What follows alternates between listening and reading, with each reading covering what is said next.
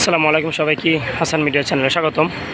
তীব্র গরমে দাবদাহের ভিতরে গাউসিয়া কমিটি বাংলাদেশের পতেঙ্গা থানার শাখার উদ্যোগে তীব্র গরমে আসলে মানুষকে শরবত বিতরণ করছে। দেখতে পাচ্ছেন তারা আসলে এখানকার থাকা আশেপাশে বিভিন্ন রিক্সা চালক থেকে শুরু করে বিভিন্ন কর্মজীবী মানুষ, ছোট বড় সবাইদেরকে ফ্রি শরবত দেওয়া হচ্ছে।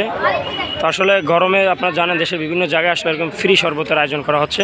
সেক্ষেত্রে গাউসিয়া কমিটি পতেঙ্গা থানার শাখার উদ্যোগে তারা আসলে এই তীব্র দাবদাহের ভিতরে একটু স্বস্তির জন্য তারা শরবত দিচ্ছে। তো দেখতে পাচ্ছেন এই মুহূর্তে আমরা পতেঙ্গা থানা এরিয়ার পাশেই রয়েছি। এটা হচ্ছে এনএন টাওয়ার শপিং মলের বিপরীত পাশে, পতেঙ্গা রেস্তোরাঁর পাশে। তো দেখতে